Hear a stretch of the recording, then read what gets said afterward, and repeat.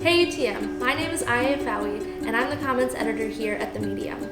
Today, as part of our second episode for our Quarantine Stories series, I'll be speaking with sociology professor Andrew Miles about his research that's being funded by the Toronto COVID-19 Action Fund. His research aims to understand how performing kind acts for each other can help your mental health and foster emotional well-being during this pandemic.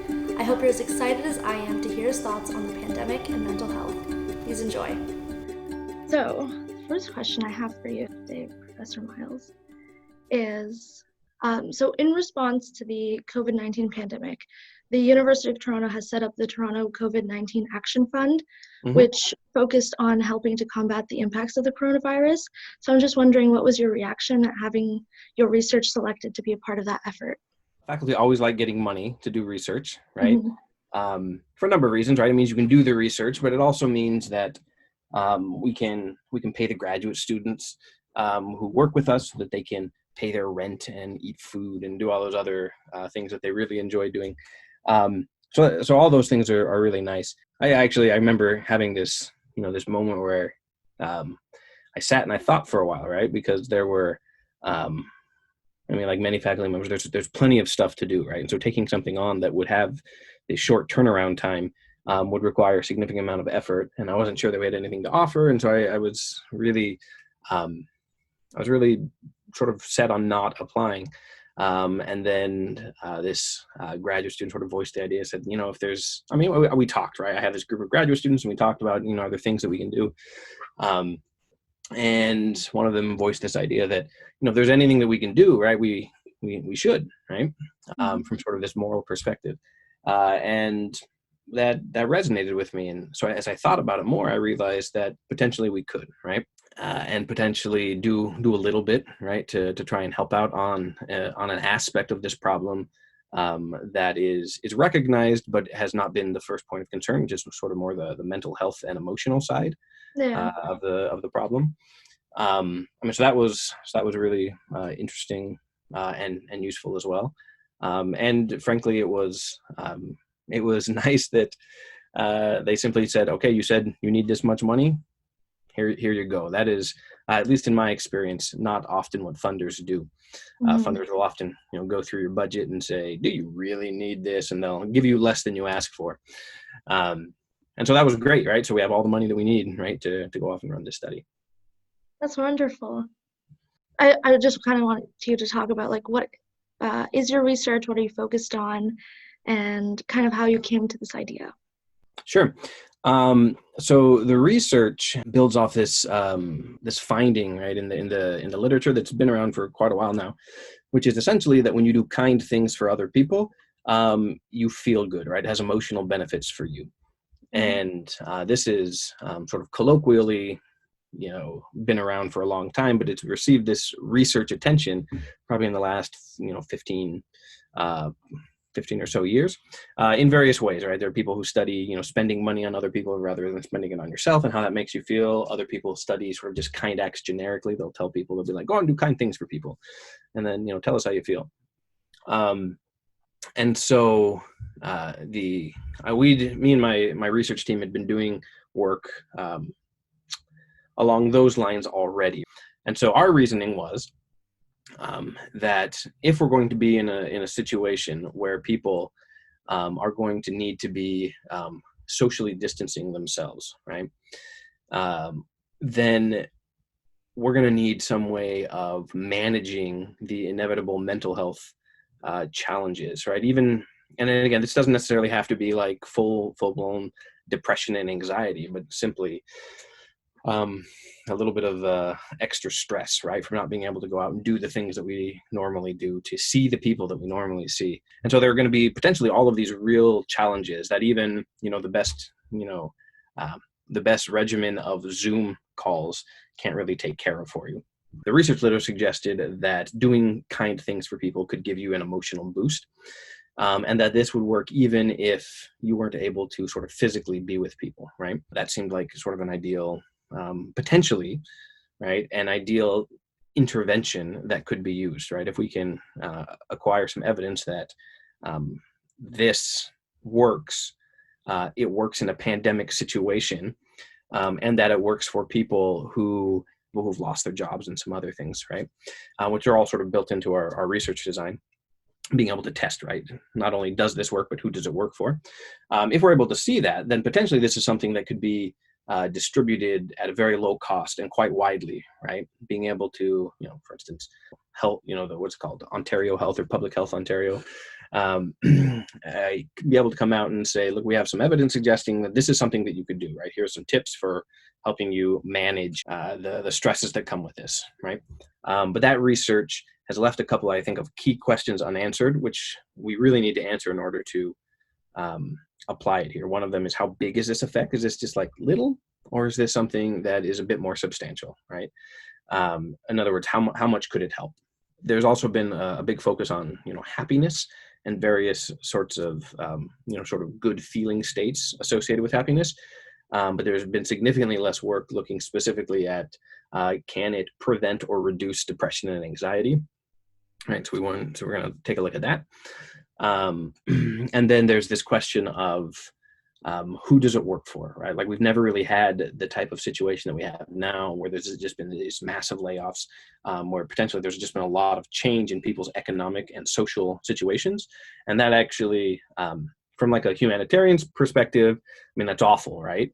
From an analytic perspective, it's wonderful, in the sense that it gives us a lot of variation, so we can actually see, right?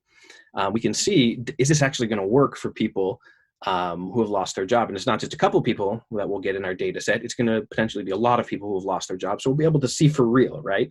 Because that's one of the big dangers when doing any sort of research. When you only have a couple people, then it could just be, sampling variability. You might have just got some people who got lucky, some people who got really unlucky. To get real solid estimates, right, we need these groups of people. And so analytically, this will also give us a lot of traction on that, so that we know in this circumstance, and potentially, right, if this sort of thing comes back in waves or, whatever, there's, as far as I can tell, they're still not entirely certain what's going to happen with this. Yeah. We can know that, right? We can know, does it work for everybody? Does it work better for some people than for others? Are there certain sorts of factors that sort of turn on these positive effects, or turn them off, right? So we're going to be able to explore all of that once our data come in. You've already kind of talked about this a little bit, but I was kind of hoping about like the motivation behind your study. I guess you can talk first about the outcome of the study, what you're hoping it will be, and what you'll hope the impact will be. So there's, I see it as sort of two branches, right? There's sort of the impact on our body of knowledge of the science impact, and then there's the like practical real world impact. And sort of the science side impact, I think that this study is going to fill in some gaps, right, that currently exist, such as getting a really good estimate of the size of these types of effects, and then trying to figure out, kind of extend the research that's been done to look at depression and anxiety. And so we could make a contribution there, and hopefully move that field along. Now, on the practical side, doing all of that then allows us to answer questions like, is this worth investing in for people, right? Are we talking that you go do kind things for people and it gives you a little, 5-second pick-me-up and then you're done? Based on what we've seen so far, that doesn't seem to be the case. Not us personally, but in the literature. But it's possible that the differences are quite small, right? And that they're so small that they are probably not worth spending lots of time focusing on, or it could be that they're more substantial, right? So getting a good estimate of that, I think, has real practical significance for whether or not this is something that we should invest time and effort in broadcasting to people, right? Just saying that this is going to be helpful. Then again, practically figuring out who it works for, right? Because if this is the sort of thing where it works for people who have been sort of socially affected, but not really economically affected, then going through and trying to market this to people who have lost their jobs as a way to help you get through some of the stress that come with these kind of economic challenges wouldn't be very useful, right? Because it's essentially a treatment that wouldn't work for them. And as I said, right, like we can sort of theorize about whether or not we think this will be effective in these certain types of circumstances, but there really isn't much evidence. In fact, on those particular questions, I don't think there's really any evidence at all. That I think is the what we hope to accomplish practically, right, is figure out whether this is worthwhile, right, whether this is going to be something that has the potential to manage the stresses that come with the pandemic and to help protect mental health, right? Sort of foster emotional well-being. That's sort of the positive side of emotions, and also prevent people slipping into these mental health challenges, anxiety and depression. So I think the last question we'll end on is, how has the pandemic affected your own mental health, and how have you been dealing with that? And if you have any tips for students who might be struggling with their own. Well, I'll start with the last question first, right? I would say that, there is a difference between being a little bit stressed out and having a repeated pattern of bad days, right? If you're stressed out every day, or if you just can't get going, right, every day, then that's a sign that there might be something more serious going on, right? And I would say if there's anybody who's in that circumstance, they should by all means reach out to a mental health professional.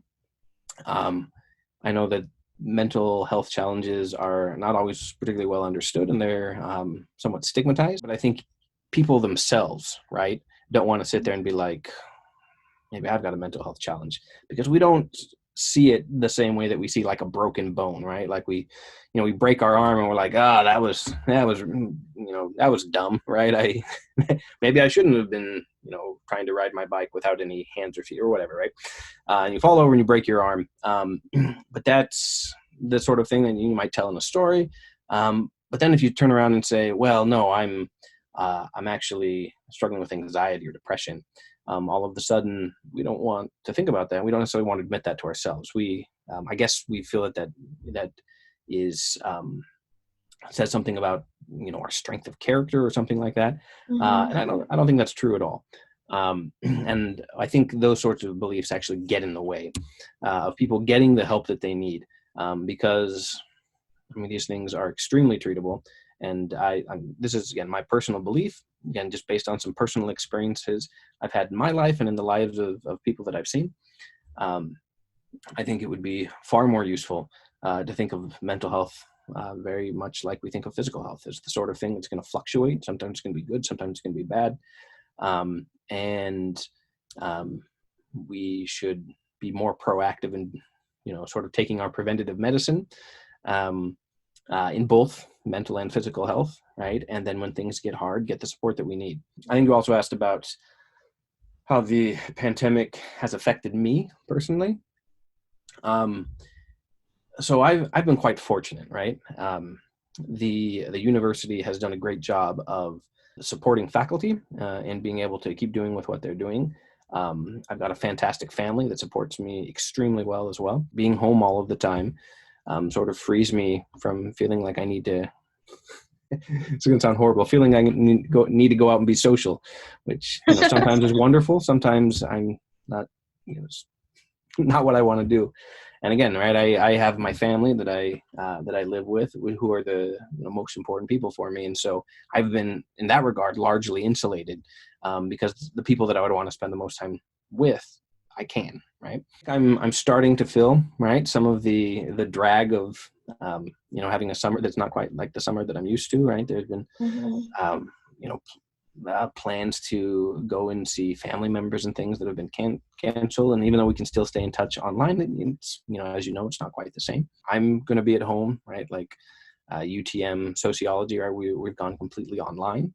Yes. Which means that I can record my lectures and things, and I'll be at home and doing other things. I've even attempted repairing my home, usually based on necessity rather than desire. But again, there's time, right, available to do that. The downsides, I think, are easy to see and easy to emphasize. But I've been in a remarkably fortunate situation where many of the most serious downsides are things that I've been protected from, which I mean, I feel very grateful for. Thank you so much for talking to me. Thank you for watching, and we hope you enjoyed this episode. Remember to be kind to yourself and to take breaks from the craziness of the world. Tune in next time, and good luck with your academic year. Take care.